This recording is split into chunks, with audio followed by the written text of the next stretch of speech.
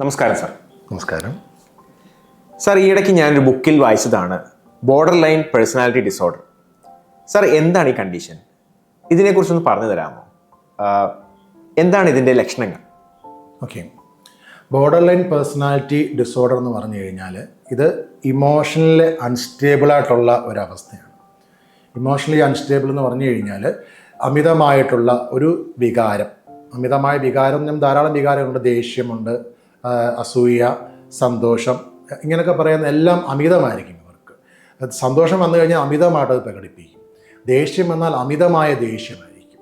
ഇങ്ങനെയാണ് ഇവരെല്ലാം അമിതമായിരിക്കും. ഇവർക്കൊരു ലിമിറ്റ് വെച്ചൊന്നും കാര്യങ്ങൾ ചെയ്യാൻ പറ്റത്തില്ല.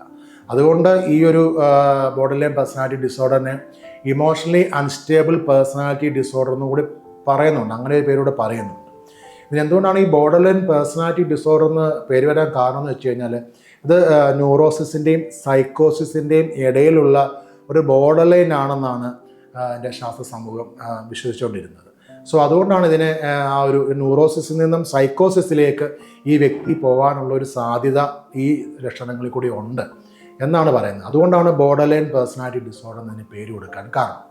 ഇതിൻ്റെ പ്രധാനപ്പെട്ട ലക്ഷണമെന്ന് ഞാൻ നേരത്തെ പറഞ്ഞ പോലെ തന്നെ അമിതമായിട്ടുള്ള വികാര പ്രക്ഷോഭം, അതായത് ഒട്ടും നിയന്ത്രിക്കാനാവാത്ത ദേഷ്യം വന്നു കഴിഞ്ഞാൽ ഇവർ സാധനങ്ങളൊക്കെ എടുത്ത് നശിപ്പിച്ച് കളയും, എല്ലാം വലിച്ചു വാരി എറിയുക. ഇവർ വീട്ടിലെ സകല സാധനങ്ങളും ഇവർ പരിപൂർണമായും ഇല്ലാതാക്കി തരും. അതാണ് ഇവരുടെ ഒരു പ്രത്യേകത. ഇവർക്കത് കൺട്രോൾ ചെയ്ത് പ്രവർത്തിക്കാനായിട്ട് സാധിക്കത്തില്ല. പിന്നെ രണ്ടാമത്തെ ഇവരുടെ ഏറ്റവും വലിയ പ്രത്യേകത എന്ന് വെച്ചാൽ ഇവർ കാര്യങ്ങൾ നേടാൻ വേണ്ടിയിട്ട് ഇവർ ആഗ്രഹിച്ച കാര്യങ്ങൾ ഇവർക്ക് നേടാൻ വേണ്ടിയിട്ട് ഇവരെന്ത് ചെയ്യുക, ഇവർ പലതരത്തിലുള്ള സെൽഫ് ഹാം, ദേഹം ഉപദ്രവിക്കുക, അതേപോലെ ചില ആത്മഹത്യാ പ്രവണതകൾ മുഴക്കുക. ചിലരൊക്കെ മുകളിൽ നിന്ന് എടുത്ത് ചാടാൻ ശ്രമിക്കും. നമ്മൾ കണ്ടില്ല ചില ആൾക്കാർ ഇതിൻ്റെയൊക്കെ മുകളിൽ കയറിയിട്ടൊക്കെ ചാടാൻ ശ്രമിക്കുന്നത്. ചില പ്രത്യേക ഒരു കാര്യങ്ങൾക്ക് വേണ്ടി ആയിരിക്കും. പക്ഷേ ഇതങ്ങനെയല്ല. നിരന്തരമായിട്ടുള്ള ഓരോരോ കാര്യങ്ങൾക്ക് വേണ്ടി ഇവരെന്ത് ചെയ്യും, ഇങ്ങനെയുള്ള ആത്മഹത്യാ പ്രവണതകൾ ഇവർ മുഴക്കാറുണ്ട്. അതാണ് ഇതിനകത്ത് പ്രധാനപ്പെട്ട ഒരു ലക്ഷണം എന്ന് പറയുന്നത്. പിന്നെ ഇവർക്കെന്ന് പറഞ്ഞാൽ ആരെയും ഒരു വിശ്വാസമുണ്ട്. ഇവരെല്ലാം ഒരു സംശയദൃഷ്ടിയോടുകൂടി ആൾക്കാരെ കാണും. ഇവർക്കൊരു സംതൃപ്തി വരത്തില്ല ഒരു കാര്യങ്ങൾ പറയുന്ന സമയത്ത്. അതോടൊപ്പം തന്നെ ഇവർ ജോലിയിലൊക്കെ കയറി കഴിഞ്ഞ് കഴിഞ്ഞാൽ ഇവർ അവിടെ എന്തെങ്കിലും ഒരു പ്രശ്നം അവർ ഉണ്ടാക്കും. ചെറിയ ചെറിയ കാര്യങ്ങൾ പറഞ്ഞ് ആ ജോലിയിൽ നിന്ന് എങ്ങനെയെങ്കിലും ഇവർ പോകാൻ ശ്രമിക്കും. ഒന്നിനും ഇവർ ഉറച്ചു നിൽക്കത്തില്ല. അതാണ് ഇവരുടെ അടുത്തൊരു പ്രശ്നം എന്ന് പറഞ്ഞു കഴിഞ്ഞാൽ ഇവരെന്ത് കാര്യങ്ങൾക്ക് ഇവർക്ക് പെട്ടെന്ന് മടുക്കും. അതായത് ഇപ്പോൾ നമ്മളൊരു ഇപ്പോൾ ഒരു ആഹാരം കഴിച്ചുകൊണ്ടിരുന്ന കുറേ നാൾ കഴിയുമ്പോൾ ആഹാരം ഒന്ന് മടുക്കും. ഏറ്റവും നല്ല ഇഷ്ടമാണെന്ന് പറഞ്ഞായിരിക്കും ഇവരത് കഴിക്കുന്നത്. പക്ഷെ കുറച്ച് കഴിയുമ്പോൾ അത് അവർക്ക് മടുക്കും. അതേപോലെ കുറച്ച് കഴിയുമ്പോഴത്തേക്ക് ഇവർ റിലേഷൻഷിപ്പ് മടുക്കും. ഇപ്പോൾ പ്രണയമൊക്കെ ആണെങ്കിൽ കുറച്ച് കഴിയുമ്പോൾ പ്രണയം, ആ സൗഹൃദം, ഇതൊക്കെ ഇവർക്ക് മടുക്കും. ഇവരെപ്പോഴും ഇങ്ങനെ പുതുമ തേടിക്കൊണ്ടിരിക്കുന്ന ഒരു പേഴ്സണാലിറ്റി ടൈപ്പാണ് ഇവരെന്ന് പറയുന്നത്. ഇവർക്ക് പിന്നെ അടുത്തൊരു പ്രധാന പ്രശ്നം, ഇവർക്കൊരു ബാലിശമായൊരു പ്രതികാര ബുദ്ധി എപ്പോഴും ഉണ്ടായിരിക്കും. ഇവർ തങ്ങളുടെ ഹസ്ബൻഡ് ആണെങ്കിൽ അല്ലെങ്കിൽ വൈഫാണെങ്കിൽ അല്ലെങ്കിൽ കൂടെയുള്ള മറ്റുള്ള കുടുംബാംഗങ്ങളൊക്കെ ആണെങ്കിൽ ഇവർക്ക് എന്തെങ്കിലും ഒരു കാര്യത്തിൽ പെട്ടെന്ന് ദേഷ്യമോ എന്തെങ്കിലും തോന്നിക്കഴിഞ്ഞാൽ, പ്രതികാരം തോന്നിക്കഴിഞ്ഞാൽ ഇവർ ആ പ്രതികാര ബുദ്ധിയോട് പ്രവർത്തിക്കുക. അത് അതിനുവേണ്ടി എന്ത് കാര്യങ്ങളും ചെയ്യും.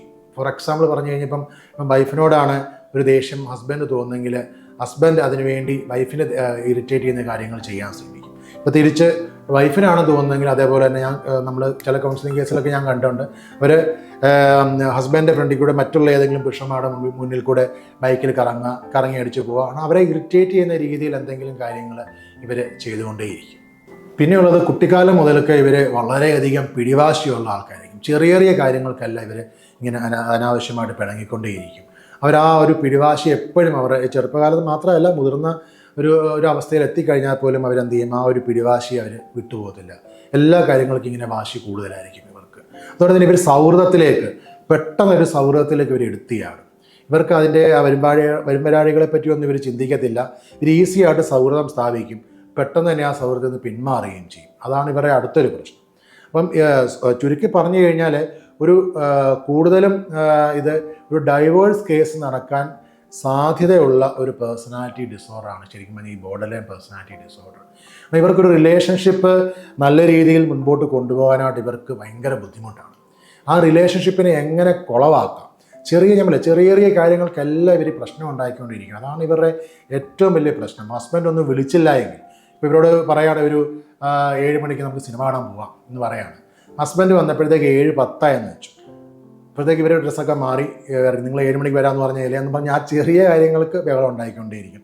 ഹസ്ബൻഡ് വിളിച്ച് പറയേണ്ടതാണ്, പക്ഷേ എന്നാൽ പോലും ചെറിയ രീതിയിൽ അത് പറഞ്ഞ് സോൾവ് ചെയ്യേണ്ട കാര്യങ്ങളല്ല ഇവർ വലിയ വലിയ കാര്യങ്ങളാക്കി മാറ്റും. ഇപ്പോൾ ഇവർ വിളിക്കുന്ന സമയത്ത് ഇപ്പോൾ ഒരാൾ ഫോൺ എടുത്തില്ലെങ്കിൽ ഇവർക്ക് ഭയങ്കര ദേഷ്യമായിരിക്കും. ഇവർ ആ ആളോട് പിന്നെ മിണ്ടാനേ പോകത്തില്ല, സംസാരിക്കാനേ പോകത്തില്ല. അത് അങ്ങനെ വളരെ പെട്ടെന്ന് തന്നെ പിണങ്ങും ഇവർ ആൾക്കാരുമായിട്ട്. അപ്പം ഇങ്ങനെയൊക്കെയുള്ള കൂടുതൽ കാര്യങ്ങൾ വരുമ്പോഴത്തേക്ക് സ്വാഭാവികമായിട്ടും കൂടെ നിൽക്കുന്ന മറ്റുള്ളവർക്ക് ഇവരോട് തന്നെ ഒരു ദേഷ്യം തോന്നില്ലേ, അല്ലേ? നമ്മളോട് ഇങ്ങനെ നിരന്തരമായി ഇങ്ങനെ ദേഷ്യപ്പെടുകയും അമിതമായിട്ട് ഇങ്ങനെ ബഹളം ഉണ്ടാക്കുകയും വീട്ടിലെപ്പോഴും സമാധാനപരമല്ലാത്ത ഒരു അന്തരീക്ഷം ഇവർ ക്രിയേറ്റ് ചെയ്യുകയും ചെയ്യുന്ന സമയത്ത് സ്വാഭാവികമായിട്ടും നമുക്ക് അവരോട് ദേഷ്യം തോന്നില്ലേ? അതുകൊണ്ട് തന്നെ നമുക്ക് എങ്ങനെയെങ്കിലും ഇവരെ അവോയ്ഡ് ചെയ്യാനായിട്ട് കൂടെയുള്ള ആൾക്കാർക്ക് തോന്നും.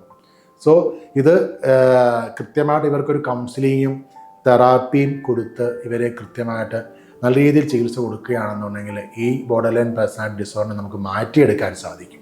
അതിന് പ്രധാനമായി നല്ല രീതിയിലുള്ള സൈക്കോ തെറാപ്പികൾ അവൈലബിൾ ആണ്.